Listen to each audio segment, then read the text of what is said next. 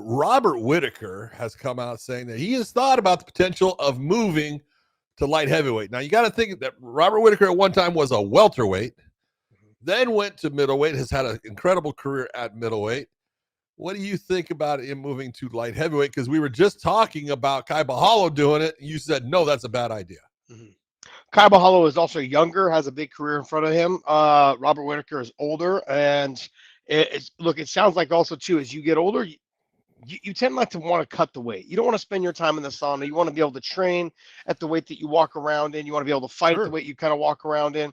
And Robert, I read the quote on him. He said, look, I'm a big guy. I don't think people realize that I'm a big guy. You're not really that big. Like height-wise, he's not like 6'3", not frame-wise. 6'4", 6'5". Not frame-wise. Not frame-wise. But the amount of muscle he carries, he is thick. He is. He's got big legs. I mean, let's not forget, he fought at 170. Yeah, that's what I'm saying. Fought at 170, fought at 185. Look, if you want to go ahead and jump on up to 205, I think right now is a good time to go because 205 is a pretty weak weight class. You know, and I've always felt 85 and 205 was the pillar of the organization of MMA. You had Tito Ortiz, you had Ken Shamrock, you had Chuck Liddell, you had Rampage. I mean, these guys. There's Shogun. I mean, you got John Jones. I mean, think about all the biggest names in the sport. I think 5 or 6 of them come from that weight class. Yeah. And so, you know, I look at him and I think to myself, if you want to do it, majority of them are stand-up guys.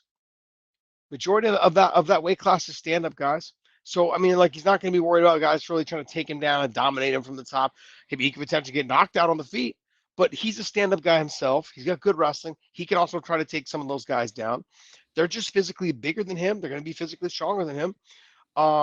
You know, but it makes for fun. At this age, John, make your choices. What do you want to do?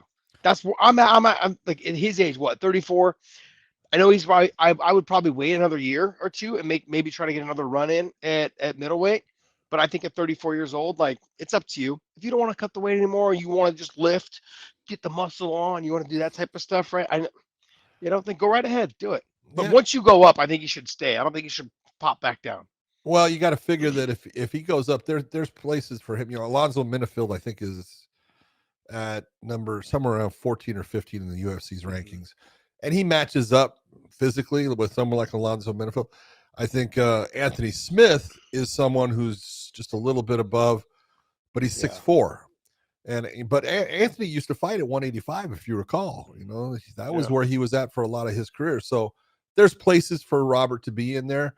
I don't know when you get to the very top. Some of these guys, are big. I would like to see him and Ozdemir. Ozdemir, very similar as far as big legs, strong. You know, the stand-up would be good. You know, Bobby Knuckles could do well on the feet, but he's going to have to deal with just a little bit more power. Because if you think about the people that he's fighting, in the middleweights, not quite as much power on those single shots. So there's always a give and take. And wherever he wants to fight, I don't care. I will watch Robert Whittaker in any weight class. Bobby Knuckles is the man. Love it. He's humble. He seems like very, very and comfortable. He's gonna have better teeth on the bottom too now. Yeah. Hopefully they got that all fixed. Overall, though, I mean, look, if you're gonna make the jump up, I would like to probably have him wait another year because I think he's got another run in him at 185 at 34 years old. But you gotta make sure that you're fighting as actively as possible. You got to be trying to get 2-3 fights in a year easily in the next year and a half. And then after that, if you want to go to 205, see where the dust settles. But I guess that's kind of a good segue into our next one. You said you didn't think this fight was going to happen, but you're saying Alex Pereira. You were thinking that Alex Pereira was going to end up fighting. Not you were thinking, but people were saying that right now there's talks of Chimaev and Pereira potentially fighting at 205. And Alex came out and said, "Hey, I am scheduled to fight. There is a fight that they're putting in front of me. I'm very happy, but guess what? It's not Ankalaev. It's more of like a jab at Ankalaev. But I mean, outside of that, I can't think of somebody that would bring the excitement like a Chimaev that would get Alex excited for that same fight. That's a big fight. Let's be honest. And you look at it and you go, it's one that people would absolutely get wrapped around. And this is why they can look at the Ankalaev fight and say, yes, Ankalaev has earned his spot in the rankings. But if you take a look at his performances, for the most part, they've been boring. Most of his fights have not been exciting. They've been drawn out. He has, slowly and systematically taken over in the fight, won the fights, but none of them have been, wow, that was a great performance. Wow, that was exciting. Where Chimaev has had nothing but, for the most part, exciting fights, great performances in a lot of them. And so when you're looking at Poatan against somebody, who would you rather see him fight, Chimaev or Ankalaev? I'd rather see him fight Chimaev. No, I think absolutely. it's more exciting fight overall. Look, I'm a fan of Ankalaev, but I think he hasn't done anything. He's done everything that he's supposed to do to get to the title shot. I agree. It reminds me of the John Fitz situation. It's They're totally. going to hold it from him, take it from him as long as they can until you do something that really makes me want to put you in that position. Yeah. And sadly, like, Chimaev is the guy that's got all the talk and all the publicity and the aura about him. My only knock on him, Chimaev, going up to 205 to take that fight, is that if you lose, I don't want to hear excuses. You understand what I'm saying? Like I was fighting at 205, and I feel like I don't know if the UFC will do it ever. I guess I shouldn't say I don't know if the UFC would do that, because he is undefeated, right? Chimaev's still undefeated, correct?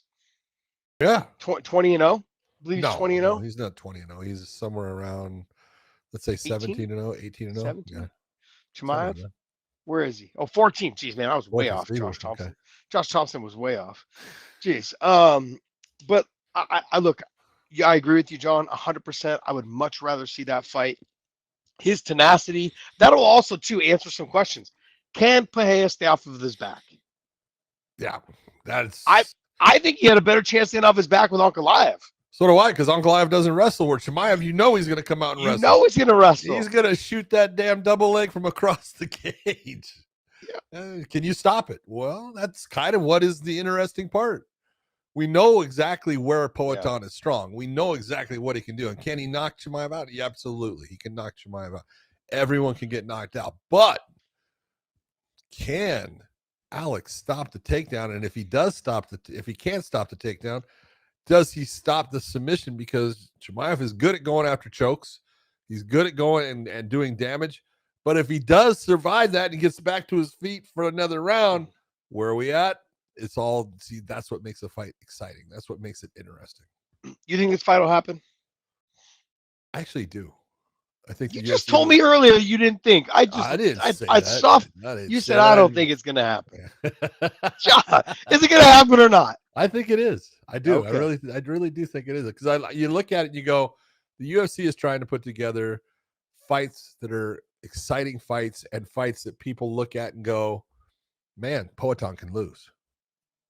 Chimaev is one of those guys, and he's big enough. His frame is big enough. He can absolutely go up.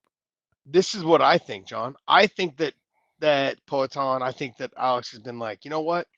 I'm 38 years old. Like, I want the fights that are going to bring the most excitement for the fans, that are going to be like, yeah, I want to click on that. And on top of that, it's going to bring me the most money pay-per-view wise. Yeah. And the UFC is like, hey, we know a guy. And that's really what it comes down to. We know a guy. We know Chimaev is there. The John Jones fight may come to fruition if he walks through Chimaev, and Tom Aspinall and John Jones, the winner of that. I mean, there's a fight for Alex there. I could see Alex being like, look, I wiped out 185. Let me wipe out 205. I'll see you at the heavyweight division of the winner of John Jones and Tom Aspinall. He's got to get through Chimaev. And it actually is kind of teeing the UFC up to go like, hey, we're putting Chimaev in front of him because we know he's going to wrestle, but he's also not as big as Alex. And so there's a good chance that Alex now can beat him in the wrestling department. It kind of gives me flashbacks a little bit of the Conor McGregor-Chad Mendes fight. Let me give you Chad Mendes on a week, 10 days notice or week's notice. And he's a wrestler, sure, but we know he doesn't have a gas tank because it's only been 5 days or 8 days or 10 days, whatever it was. Sure, he can wrestle maybe in the first round. He did a lot of damage in that first round. Chimaev taking that fight, I'm sure he'll have a full camp, but the size advantage will go to Poatan. Poatan's, I think, he's got the power advantage. The speed advantage is going to go to Chimaev. The wrestling's going to go to Chimaev. Submission's going to go to Chimaev. It makes for a fun fight. There's a lot of what ifs. If I'm a betting guy, I'm like, geez, man, I don't know where to go in this. No, that's it. You're taking a chance either way. Yeah, if I'm using my promo code, YouTube 150 at BetUS, I mean, I'm going to make sure I cash out on my 150% bonus that I get on that first deposit, or my 125% bonus on my next 2 deposits. I may go all in. I may go all in, man, all in on All one of in. them as the fight gets closer.